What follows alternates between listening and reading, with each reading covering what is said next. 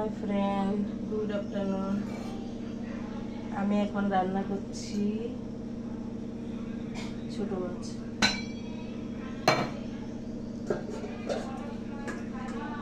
মাছটা আগে থেকে ভেজে রেখে দিয়েছি। এটাকে কি মাছ বলে নাম জানি না, পুঁটি মাছের মতো।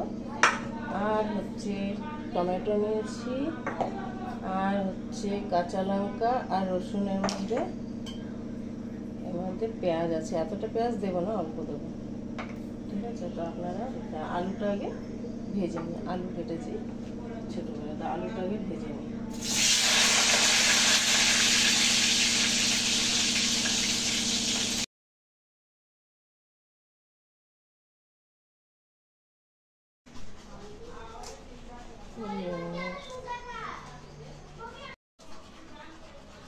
কড়াইতে তেল গরম হয়ে গেছে,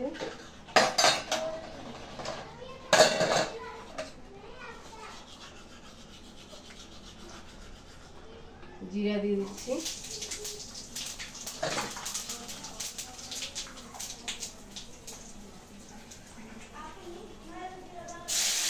পেঁয়াজ দিয়ে দিলাম। দেখুন আধা পেঁয়াজ দিয়েছি, পুরো দেয়নি, কেন কি এটা ডিমের বড়া করবো, মাছের ডিমের, ওটাতে লাগবে, ঠিক আছে? পেঁয়াজটা লাগবে। রসুন আর কাঁচা লঙ্কা দিয়ে রেখেছি, রসুন কাঁচা লঙ্কা এই হচ্ছে কিনা কি জানি। এখন দেখুন টমেটো যে কুচি করে রাখা, এটা দিয়ে দিচ্ছি। টমেটোটা দিলাম। এবারে লাল মির্চ পাউডার, হলদি পাউডার, জিরা পাউডার নেই, আর একটুখানি কাশ্মীরি মির্চ পাউডার, কালারটা হবে তাহলে, ঠিক আছে? দেখতে থাকবে। এবার দেখুন আলু দিয়ে দিয়েছিলাম পেঁয়াজের মধ্যে, পেঁয়াজ টমেটোর মধ্যে জল দিচ্ছি পরিমাণ মতো, অল্প জল দেবো, জলটা দিয়েছি, দেখতে পাচ্ছেন? একদম অল্প জল দিয়েছি। আর এখন ফুটলে মাছটা দিয়ে দেবো। লবণ দিয়েছিলাম না, লবণটা দিয়ে দিচ্ছি, কেন কি ঝোল কতটা দেবো সেই আন্দাজে লবণ, ঠিক আছে? লবণ দিয়েছিলাম না, এখন লবণ দিলাম। আর এই ফুটে গেছে ঝোলটা, মাছটা দিয়ে দিলাম।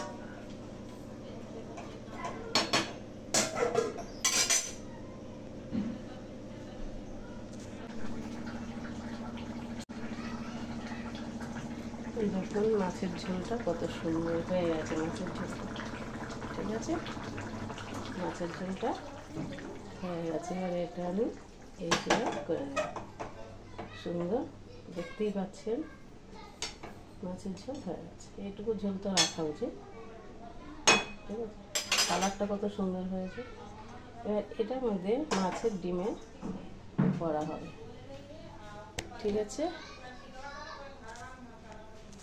এটার মধ্যে মাছের ডিম আর একটা পটকা আছে, ঠিক আছে? তার মধ্যে হলুদ, লবণ, লঙ্কার গুঁড়ো আর পেঁয়াজ দিয়েছি, ঠিক আছে? আপনারা চাইলে আদা কুচানো, রসুন কুচানো দিতে পারেন, আমি দিইনি। আর এর মধ্যে একটু বেসন মিলিয়ে নিচ্ছি,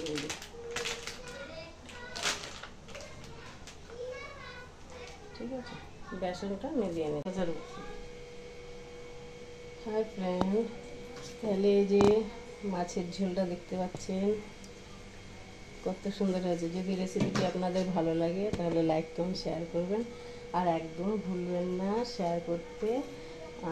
ঠিক আছে, রাখছি, টাটা, বাই বাই। ভালো থাকবেন সবাই, সুস্থ থাকবেন। আগামী দিনে আবার আরেকটা ব্লগ নিয়ে প্রস্তুত হবে, ঠিক আছে? Tata, by.